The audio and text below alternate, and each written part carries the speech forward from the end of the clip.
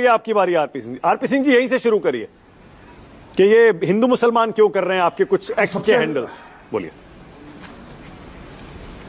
नहीं, सबसे बड़ा अगर फ्रिंज एलिमेंट है तो रॉबर्ट वाड्रा है, जो पता नहीं पार्टी का प्रवक्ता है, नेता है, वो अपने आप को नए नेता बनने की कोशिश कर रहे हैं।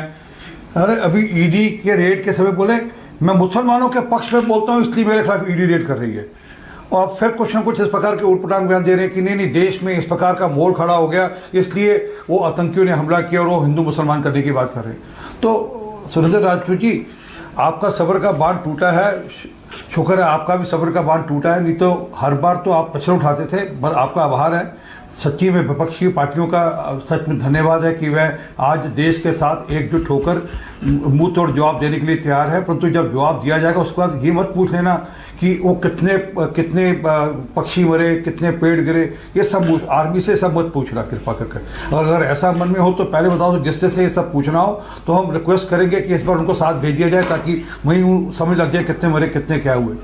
क्योंकि ये जो सोच है ना, ये एकजुटता वाली सोच का सचमुच स्वागत है।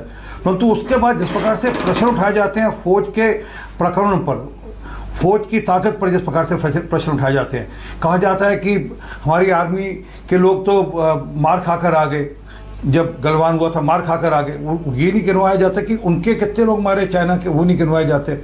तो इसलिए निवेदन है, थोड़ा सब्र रखिए जरूर।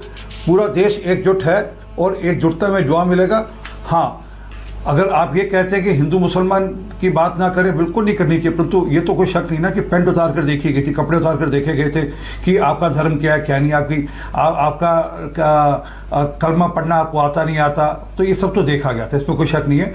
इस बात की भी तारीफ है कि वहाँ पर जो कुछ क्षेत्रीय मुसलमान हैं वह इसके साथ एकजुटता में खड़े हैं, परंतु इसमें भी कोई शक नहीं है कि उसमें कई सारे भीतरघाती भी हैं, उनकी भी चिंता करने की जरूरत है। और आज पूरे कश्मीर के सब मुसलमानों को इकट्ठे होकर उन भीतरघातियों की भी चिंता करना पड़ेगा, उनको चिन्हित करना पड़ेगा, अपने समाज में से निकालकर छोंप पे खड़े होकर उनको लाना पड़ेगा, बताना पड़ेगा कि हमारे बीच के भीतरघाती है, तो भी देश एकजुट होगा, तभी उनको सबक मिलेगा जो लोग इस्लाम के नाम पर, रेडिकल इस्लाम के नाम पर इस प्रकार की हरकतें करते हैं।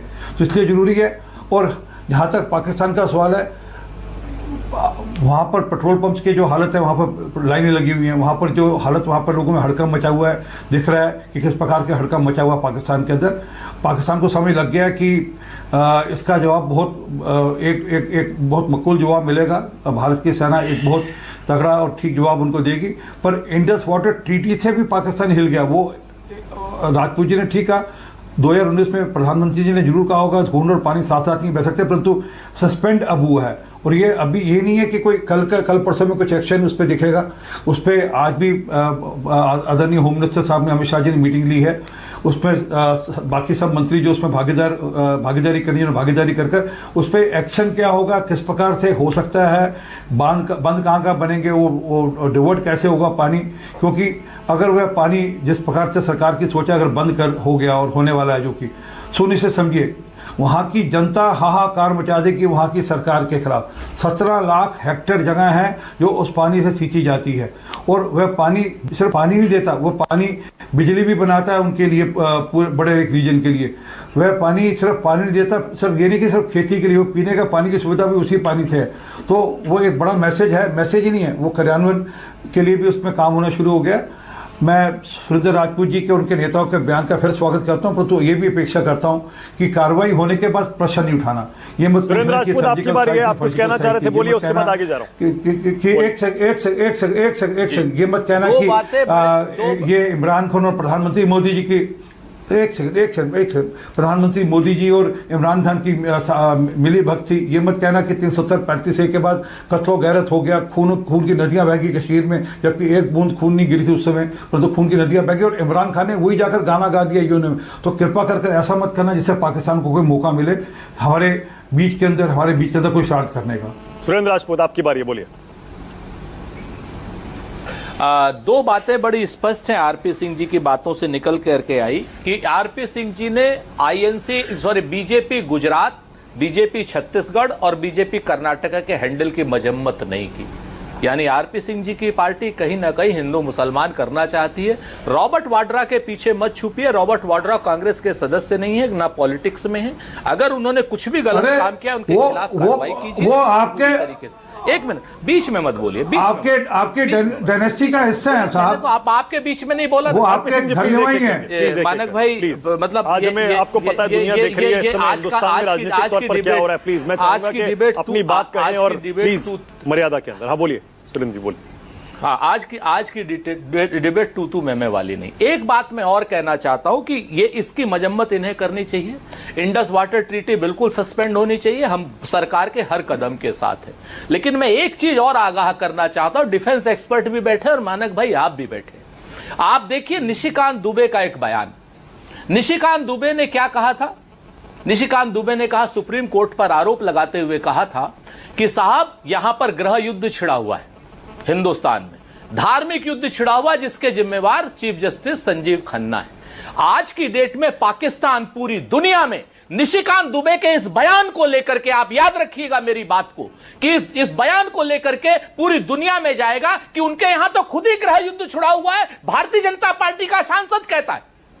आज निशिकांत दुबे बिल्कुल फ्री घूम रहा है। इस आपात समय में निशिकांत दुबे फिर फ्री घूम रहा है। और हम तो फिर से कहते हैं आरपी सिंह जी की पार्टी से कि कुछ लोग तुम्हें समझाएंगे, कुछ तुमको खौफ दिलाएंगे, जो है वो भी खो सकता है और इस राह में रहजन है इतने, कुछ और यहां हो सकता है और कुछ और तो अक्सर होता है। पर हम इस पल में जिंदा हैं, इस पल में तुम जिंदा हो, ये वक्त नहीं फिर आएगा। तुम अपनी करनी कर गुजरो, जो होगा देखा जाएगा। आप साथ चलो आरपी सिंह जी, निशिकांत दुबे जैसे, आईएनसी गुजरात जैसे, सॉरी बीजेपी गुजरात जैसे और बीजेपी छत्तीसगढ़ जैसे हैंडलों के खिलाफ राष्ट्रद्रोह की कार्रवाई करो और पाकिस्तान को भी सबक सिखाओ और हिंदुस्तान के अंदर के जो आतंकवादी है निशिकांत दुबे जैसे, उनको भी सबक सिखाओ। ऐसे मत बोलिए, अरे आतंकवादी कह रहे हैं आप चुने हुए सांसद को। नहीं, मुझे जवाब देना पड़ेगा। मैं फिर से कहता हूं, नहीं, मैं फिर से कहता हूं, मत कहिए, नहीं प्लीज मत कहिए। चुने हुए सांसद है, क्योंकि उसका बयान इतना गंदा है। आपको बताओ मानक जी, पूरे दुनिया में उसका बयान घूम रहा है। आप उनको पहले गद्दार भी कह रहे थे, आज आप उनको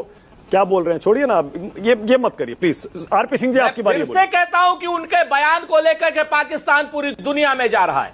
आरपी सिंह जी बोलिए, आपकी बारी। और ये भारत के लिए वो जी। मानक भाई, पाकिस्तान बयान लेकर जा रहे हैं, ऐसी खबर ना आपके पास है ना मीडिया, इनके पास सबसे पहले आती खबर। पाकिस्तान में जो होता है, पाकिस्तान के साथ इनके तार मिले हुए अंदर खाते कहीं ना कहीं। ये तार मिले, उसी कारण से सब उछाल होता है इनका। ये बोल रहे हैं कि रॉबर्ट वाड्रा के बारे में बोलो, प्रियंका वाड्रा बोल देना एक बार कि मेरे पति का मेरे साथ कुछ लेना देना नहीं है। वो जो बयान दे रहा गलत दे रहा है। हमारे पार्टी अध्यक्ष जी ने, नड्डा जी ने कहा कि निशिकांत दुबे का बयान पार्टी का लाइन नहीं है।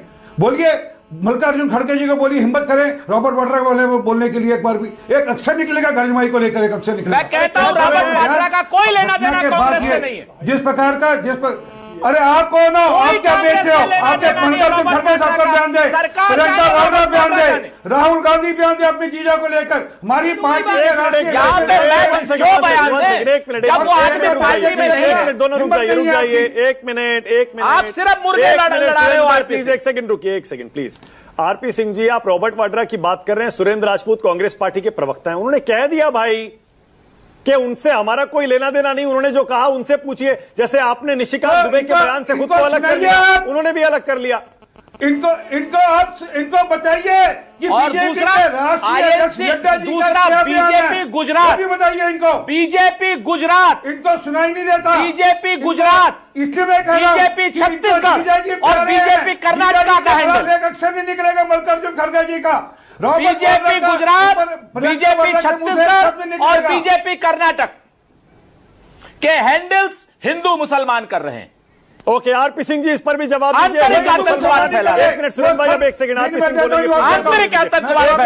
सुरेंद्र भाई रुकिए, अब आरपी सिंह जी बोलेंगे। आरपी सिंह जी इस पर भी बोल दीजिए। देखिए, ये जो एकजुटता का संदेश देने की कोशिश हो रही है आरपी सिंह जी, इसमें सबको मदद करनी पड़ेगी। हिंदू मुसलमान अगर आपकी तरफ से हो रहा है, कुछ नेता कर रहे हैं, कुछ ट्विटर हैंडल कर रहे हैं, तो क्यों कर रहे हैं आरपी सिंह जी? उनको भी रुकना पड़ेगा, कंट्रोल करना पड़ेगा। नहीं, हिंदू मुसलमान की बात नहीं, वो तथ्य बता रहे हैं। वहां कर जो बहनों ने जो आकर बताया अपने परिवार वालों को, वो बता रहे हैं कि किस प्रकार से पैंट उतारी, कि किस प्रकार से कलमा पढ़ने, मैं कह रहा हूं किस प्रकार से कलमा पढ़ने की बात करी। मैं तो ये भी कह रहा हूं ना कि कश्मीर के लोगों ने इस पर खड़े होकर एकजुटता दिखाई है, परंतु उसमें भी काली बेड़े हैं कुछ, तभी तो कुछ लोगों के मकान तोड़े गए, कुछ लोगों के मकान में आग लगी, वहां पर कुछ लोगों के घर में हथियार पकड़े गए, कुछ लोगों के घर में बम पकड़े गए अभी। तो ये भी काली बेड़े हैं ना। और ये जिहादी मुसलमान हैं, ये मुसलमान की बात कर रहे हैं, जिहादी मुसलमान है, परंतु दिक्कत है कांग्रेस को तो मुसलमानों के, जिहादी मुसलमानों के पक्ष में खड़ा होना है। इसलिए तो इमरान खान चला गया था ना यूएनओ में और बोला था, ये रहा राहुल गांधी का बयान, सुन लीजिए राहुल गांधी क्या कह रहे हैं कश्मीर को लेकर। ध्यान में रहना चाहिए इस बात को। अब रुक जाइए प्लीज, ओके अब रुक जाइए।